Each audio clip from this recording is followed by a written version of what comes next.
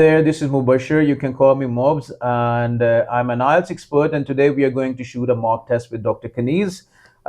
She has already appeared in IELTS tests, and she has scored band 8 overall, with a massive band 8 in writing, 9 in listening.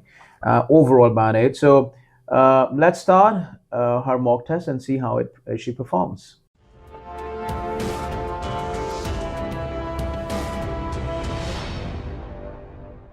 Hi there, this is your IELTS examiner. My name is Mubashir, and today I'm going to conduct your speaking mock exam. Are you ready for that? Yes, sir. Okay. So we're going to start with part 1.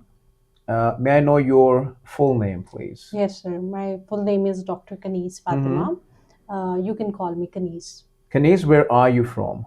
Sir, I am from Islamabad. I'm living here since 12 years. I was grown up in Lahore, but after I got married, I moved to Islamabad. Cool. Do you like this city? Yes, I like the city because it is quite peaceful as compared to Lahore, which was very busy city, and there was quite hustle and bustle. So I actually enjoy peace and not lots of interference and a healthy environment over here. Okay. How long have you lived in this city? As I have already said, it's been 12 years that I moved to Islamabad since I got married, so I have to move over here. Okay. Are there big changes in this city? Yes, of course.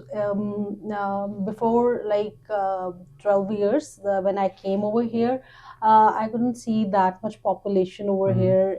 Even in the sector where I live now, that is G13, there was very few houses and it was not fully developed. Now, over the time, I see a massive change because now it is densely populated. There's construction going on everywhere, and it has developed so much that even I could not sometimes recognize those places where I've been quite a few years ago. Okay.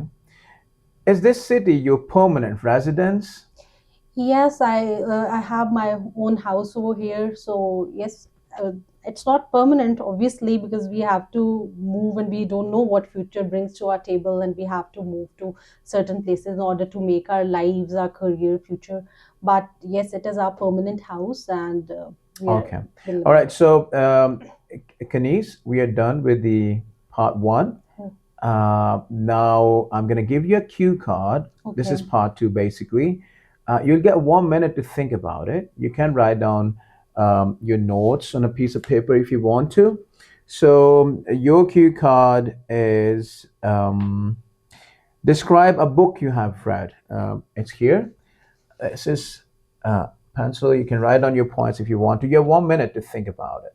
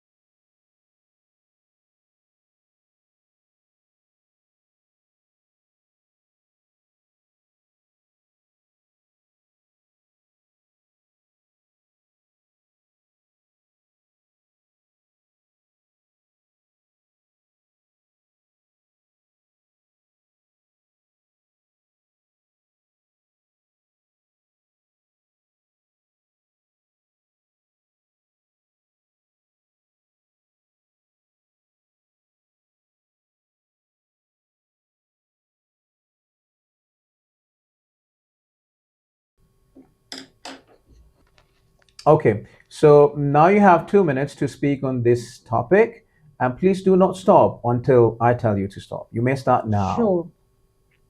Well, I'm a medical student and I like to read medical books which are based on medical sciences and evidence-based studies.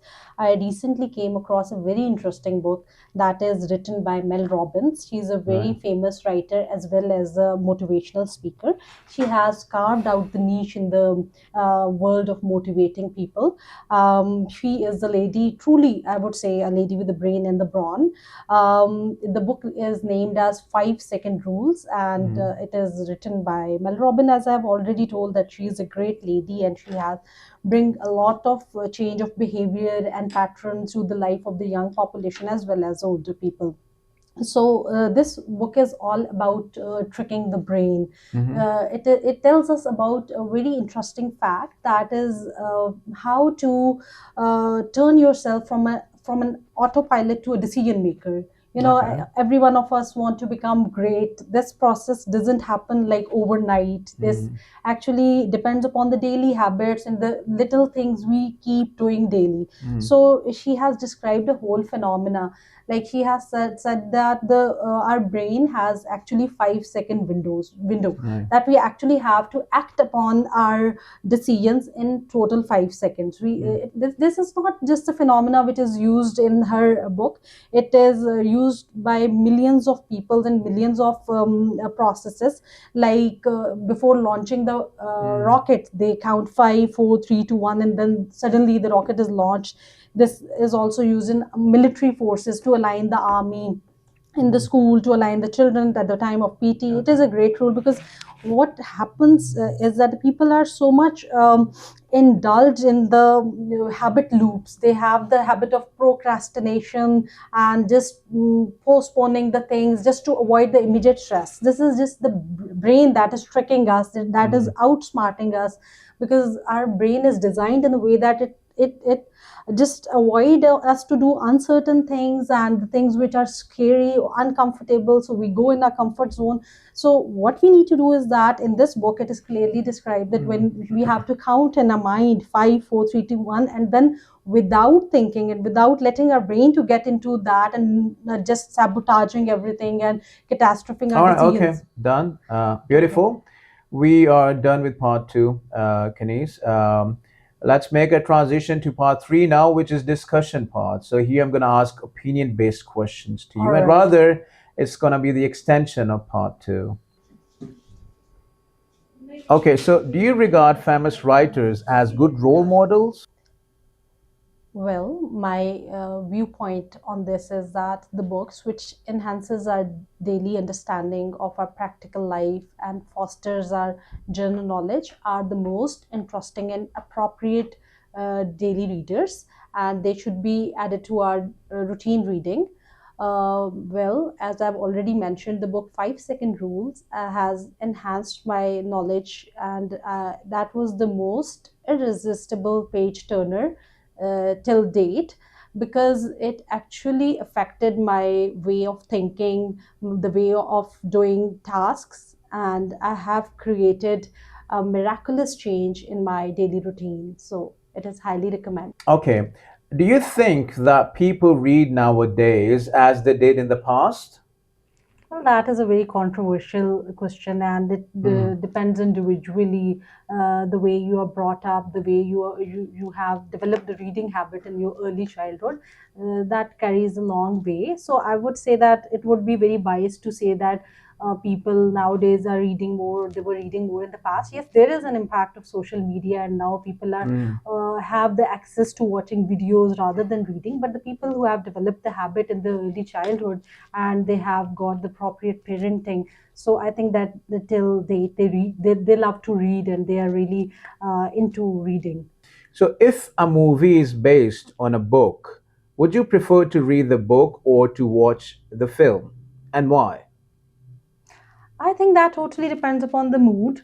I would say that watching a movie would be a better choice, Mm, because I think that the graphics, the display of the characters, the color themes that actually gives extra cues, and the body languages, they mm, add so much to the storyline. They enhances and strengthens the understanding of the story. mm. Well, on the other hand, I would say that if I would have enough time, or would have like a propensity to reading a book, I would go for that.